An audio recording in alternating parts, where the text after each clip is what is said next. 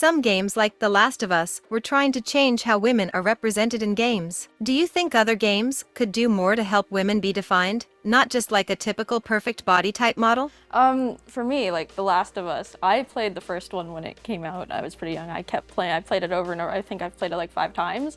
The second one, I was sort of out of my console days. Couldn't really play it. I watched a ton of gameplay on it. And The Last of Us for me was, just to go off the question, it was definitely like not empowering, because obviously it's a zombie apocalypse world, but like, hey, that's actually really cool that it's like, that's just a kid. Like me, I'm just a kid here. And yeah, I think other games could probably do more. FPSs are stuck in, it's a fight. It's a fighting game. It's a shooting game. You have to embrace the aspects of the character where it's like, you have to hurt other people to win. But for games like The Last of Us and story games and casual games, I think, yeah, you could definitely do more with the female characters to elevate them above being a single character point or like thing on a sheet where you check it off. Yeah, I think like I don't remember which game it was, but it was just like, it was a newer game that had like just a female character, but she wasn't like, she didn't look like a model, like she just looked like a normal like human being. But I saw like a tweet of like some guy like comparing, basically saying something along the lines of like, oh, we used to have like Lara Croft and like now look at what we have, like basically insinuating that the character was like ugly or like that like, female characters in games have to be like really like attractive and just like for like sexual desire. But I definitely don't think that's the case. And I think that gaming is a good opportunity for just to show like the representation of women and like that, women can like look and like, look like there's so many different ways that women look. Yeah. It's not just like the one like Instagram model or like super like thick or like. Yeah, like it's not meant to be targeted to a certain demographic in that way, but to uplift others in their own way. Yeah, I mean, like with Halo, Cortana, it was obviously this like hologram woman, and she's like, she's that stereotypical perfect body type. And I don't actually know because I haven't played it, but at the most recent Halo, I think it's different where she's like clothed and, looking like just like a normal woman. And so I think it's like slowly creeping in. But obviously I think people are trying to make women more sexualized in games because they're trying to appeal to like the male audience and get more clicks and like, get more players and whatever. So there's definitely work to be done, but like I think people are getting it with like The Last of Us and stuff like that. So yeah.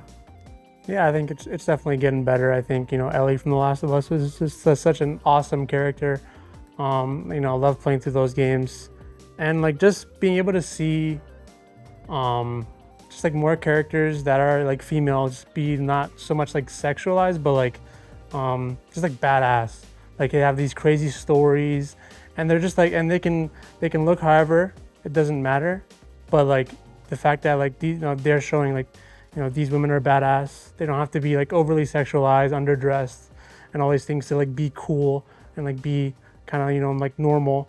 So yeah, I think it's something that's getting better. I think it's something that's cool to see, and I hope that it continues to kind of grow and become like a more normal thing throughout all games. What common mistakes do you think are hurting women being represented in gaming rather than helping? I think a lot of people feel as though a lot of these changes where, making stories that are more catered towards, female empowerment or things like that, where it's being more towards the normal instead of marketing towards a demographic.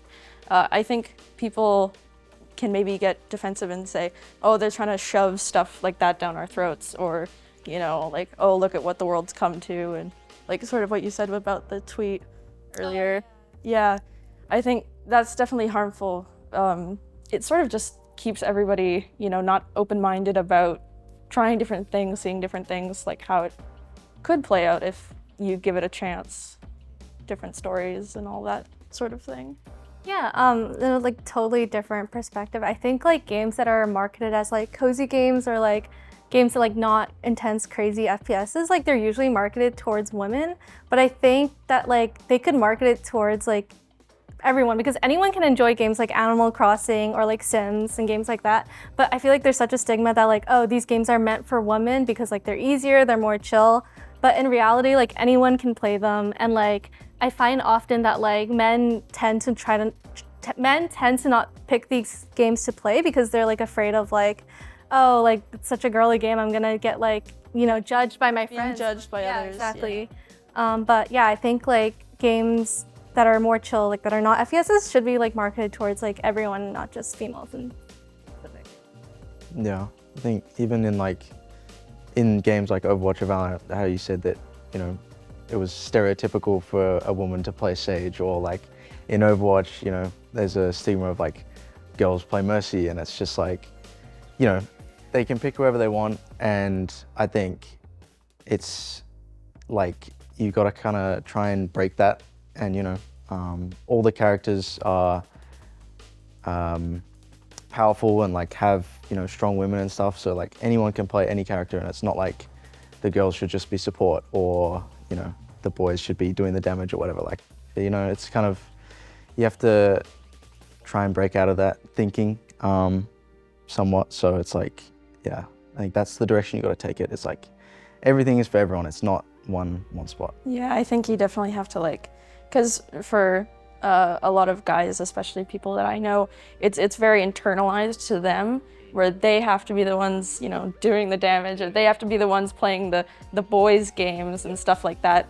But you know, really, it's just supposed to be more about creating more opportunities for everybody. Yeah, I mean, I don't think there should be like any stereotype of like, oh, women should, you know, only be on healer, or you know, like play the easier roles. I think like anyone should be able to like freely choose who they want to play without any judgment. Could you share a positive experience about all women Valorant teams? Yeah, I mean, being in UBC White, a team where like this year it's like all females, I think it's like definitely a different experience, because I'm so used to playing like even like beta, premier, and like previous tournaments.